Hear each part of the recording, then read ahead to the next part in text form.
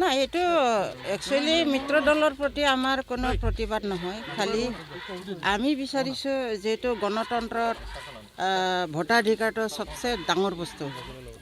তো আমাৰ অলৰেডি আমাৰ নমিনেশ্যন হৈ গ'ল, কোড অফ কণ্ডাক্ট এতিয়াও আছে, ইলেকশ্যনৰ ডেট ডিক্লেয়াৰ হ'ল, কিন্তু কৰোণাৰ কাৰণে সেইটো পিছোৱা হৈছিল।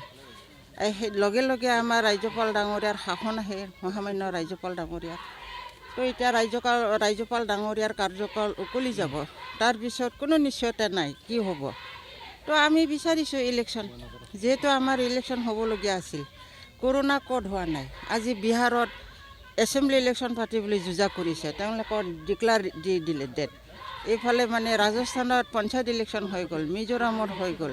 ইয়াত অসমত মাত্ৰ ইলেকশ্যন পাতিব নোৱাৰাৰ যুক্তিটো কাৰণটো আমাক স্পষ্ট কৰি দিলে হ'ল, কি কাৰণত অসমত ইলেকশ্যন পাতিব নোৱাৰে। আপোনাৰ ইয়াৰ ৰাজনৈতিক কিবা হেৰি থাকিব পাৰে নেকি? সেইটোতে এটা চিধাকৈ ক'ব নোৱাৰি।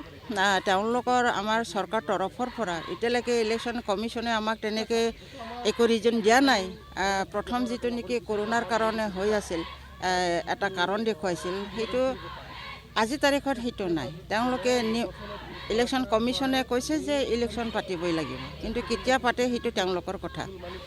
কিন্তু ৰাজনীতিক কিবা এটা থাকিব নে নাথাকিব সেইটো ক'ব নোৱাৰোঁ, ডাইৰেক্ট ক'ব নোৱাৰোঁ মই। এইটো এটা পলিটিকেল গেঙো হ'ব পাৰে বা নহ'বও পাৰে।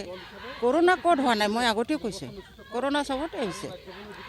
তো কৰোণা যদি আজি 50 বছৰলৈকে আমাৰ মাজত থাকে, আমাৰ দেহত যদি থাকে, তেনেহ'লে ইলেকশ্যন 50 বছৰ ইলেকশ্যন নাপাতিব নেকি? ইলেকশ্যনটো পতাটো আমি বিচাৰিছোঁ, যোন চৰকাৰ নাহক, BPF-এ হওক বা কোনোবা BJP-এ হওক, UPPL হওক, আমাক BTC চৰকাৰ লাগে। আমেৰিকাতো এতিয়া বৰ্তমান যিটো আটাইতকৈ বেছি ক্ষতিগ্ৰস্ত হৈছে বা বিহাৰৰ ইলেকশ্যন পাতিবলৈ গৈছে, আৰু তেনে মুহূৰ্তত স্বাস্থ্যমন্ত্ৰীৰ এনে মন্তব্যই কি সূচায়? সেইটো তেখেতৰ কথা। স্বাস্থ্যমন্ত্ৰী ডাঙৰীয়াক মই মানে বিশেষভাৱে একো ক'ব বিচৰা নাই। এটা ব্যয়গম বিভাগৰ স্বাস্থ্য বিভাগটো আছে কাৰণে তেখেতে এটা শংকা জোতাই পেলাই সেইখিনি কৰিবও পাৰে, আৰু বেলেগ কিবা উদ্দেশ্য থাকিব পাৰে। আমাক ক্লিয়াৰ কৰি দিয়ক।